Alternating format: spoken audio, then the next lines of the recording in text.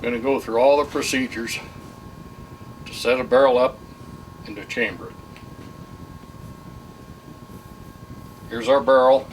I'm going to insert the muzzle in a couple inches into my true chuck. True chuck means that it runs to 0.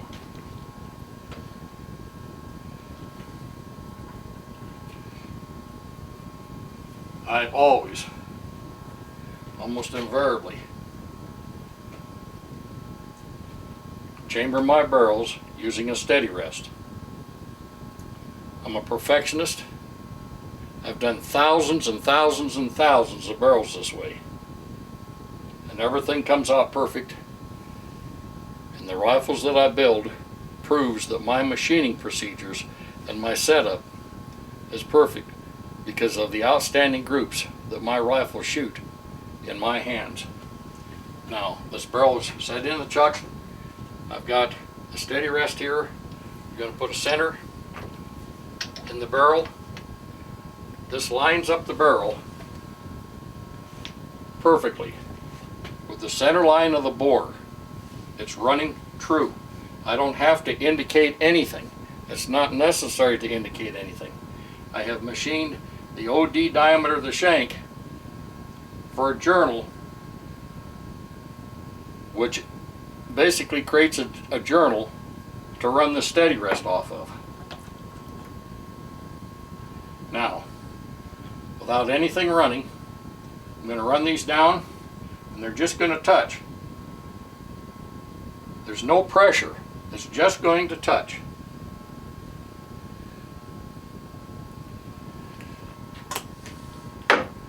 Now I'm going to turn my lathe on with this all lined up. I'm letting this run momentarily. I shut it off. I take each one of these and adjust that very carefully by feel. Now all those are adjusted by a very fine feel to touch this barrel. I'll back my center out. I'll feel this to see that it has absolutely no play in it.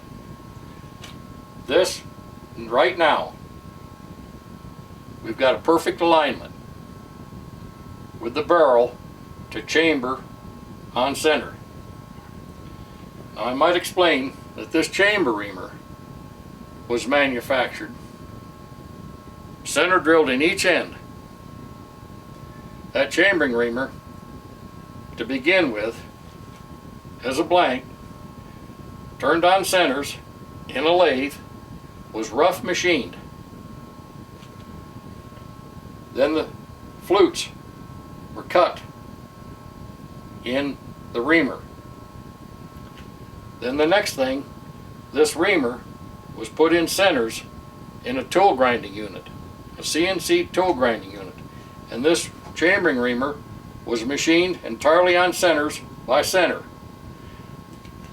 I'm duplicating the exact situation right here, how this chambering reamer was made on centers. It can't be made any other way. With this in mind, and everything lined up perfectly, and the center in the tailstock, and the pilot of the reamer running to a correct fit in the bore, and I have my reamers made to fit the bore correctly, with proper procedure, and my many years of experience, I cut a chamber that is correct. There's no inaccuracy here. There's no room for inaccuracy because of the methods.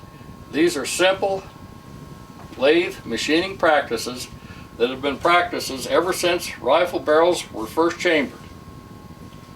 I was taught at Trinidad State Junior College many years ago, over 50 years ago, how to properly set up a barrel to chamber it, and this is exactly how I was taught. And I've used this exact method ever since. P.O. Ackley, one of the most famous gunsmiths that ever lived. Almost everybody has heard about P.O. Ackley. P.O. Ackley was an engineer, a machinist, a gunsmith, amongst many other things. He knew what he was doing. after years went by, he and other people started Trinidad State Junior College and taught gunsmithing. That's where I went. So when you start questioning methods, you're in the wrong area. This is a tried and true method for hundreds of years, and it works.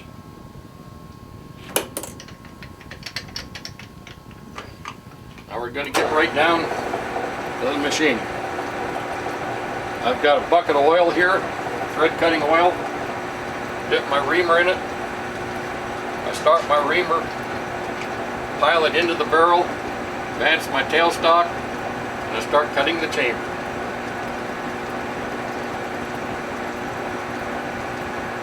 This reamer is held by what you call a lathe dog. It's held in hand. I can feel every aspect of this operation. Fine feel by hand. This is a hands-on operation.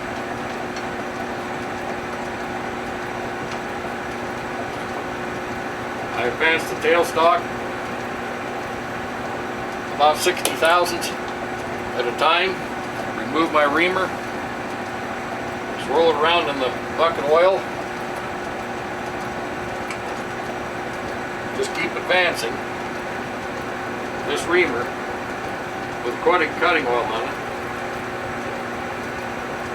cutting the chamber.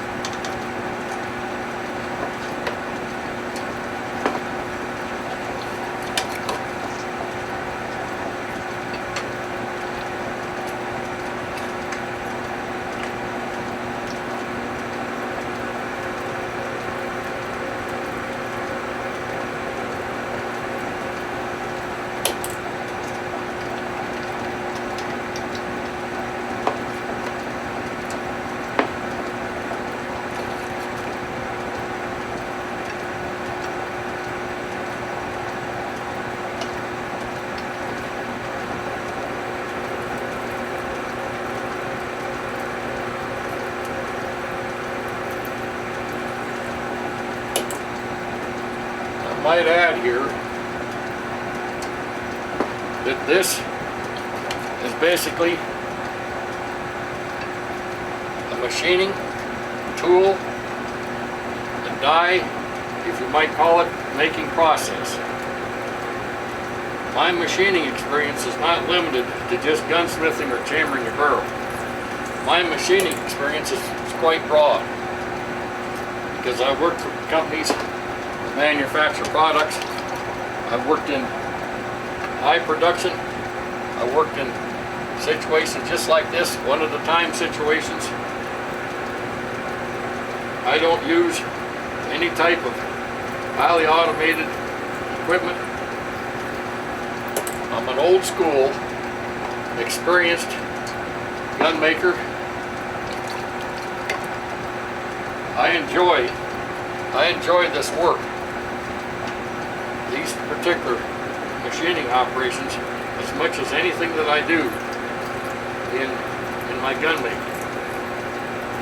One of the thrills of this is from this completing the rifle and developing precision hand loads for each individual barrel that shoot highly accurately.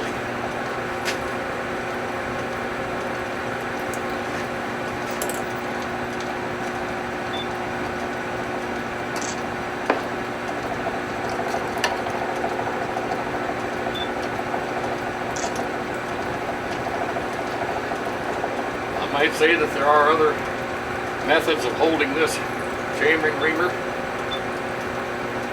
I simply don't buy into them. I have a floating reamer holder. I don't use it because I don't have a hands-on feel of everything that I'm doing. I feel everything that I'm doing here in my hand.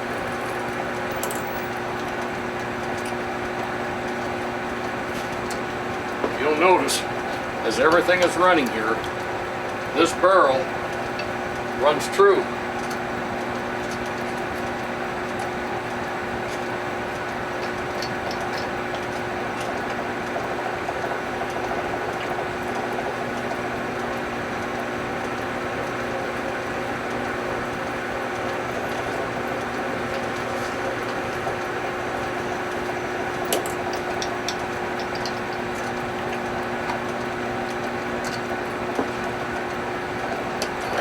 not only oiled by the oil from the bucket, but I also oil the chamber with a can of oil here.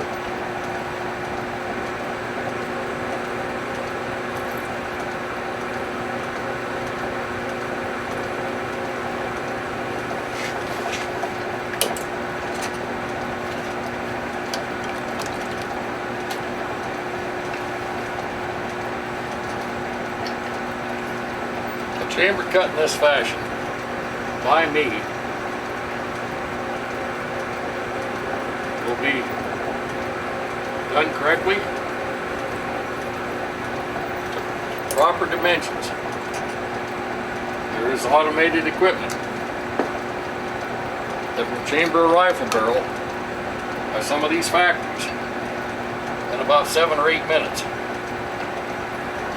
It should be quite obvious that under automated equipment, a lot of strain put on the equipment, on the tooling, on the barrel, on the reamer,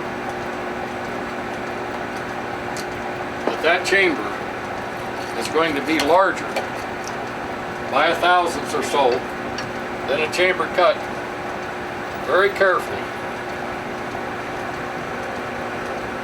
1/16th of an inch at a time in depth, rather than just setting it up, turning the equipment on, running the reamer in there under high speed pressure, carbide reamer. When I barrel in action, when I build a rifle,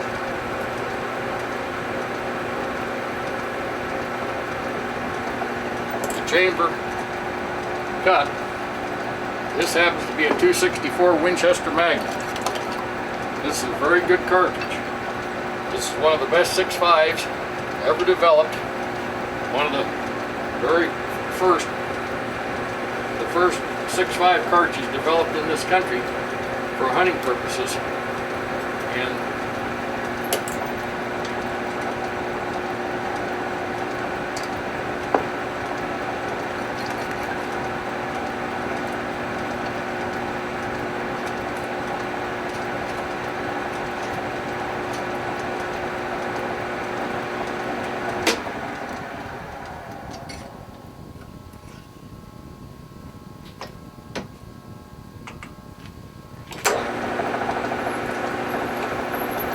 turned off my lathe there, undialed just a chip or two in there, had to insert the reamer by hand without anything running, so I didn't have any bind on anything.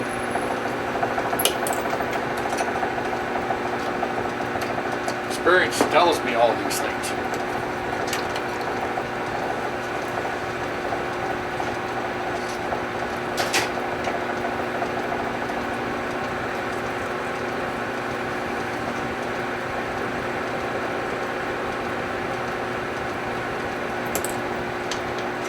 Say that you had a 264 Winchester Magnum before, that was a factory rifle. Let's just say it was a Model 70 Winchester 364. You shot the barrel out. This is the situation with this job here. Man, 364, you shot the barrel out. And me, it's time for a new barrel, a good fiberglass stock. You'll have a rifle that's far more accurate than the rifle that he originally had. But the situation is, you had a factory rifle, let's say for instance in this 264 Winchester chamber, you have rifle cases that you've shot in that factory rifle. It's not a smart thing to try to use those cases fired in another chamber, even though it's 264, to try them in this rifle. You need to start with fresh virgin cases for your rifle, eliminating dimensional aspects from one chamber to the next. A factory chamber that was done very quickly against a precision cut chamber by I or anybody else. It's a smart move to use new, fresh virgin brass for that particular application. Time and time again, I've built rifles for people. They don't adhere to my advice. They don't pay attention to what I've said. They think that every chamber is the same. Every chamber is not the same. It's the same cartridge, it's the same caliber, but there are dimensional characteristics that make it not the same. So,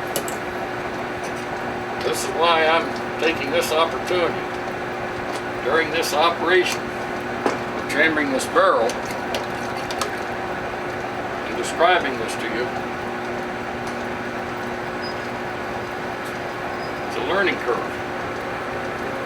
It's a learning curve for most anybody. Something that I have a tremendous amount of experience at. I've chambered barrels for literally hundreds upon hundreds of different cartridges, calibers from this country and other parts of the world, Wildcats, improved calibers. Doesn't make any difference. If it's out there, pretty good chance that I've chambered a lot of barrels, some barrels, or maybe just a few barrels for that particular situation. Over the course of 50 years, I've had a lot of requests for a lot of different things. And this is what makes this kind of exhilarating and exciting. Every day, almost every day, I'm chambering barrels. My gun making. This is a 264 today.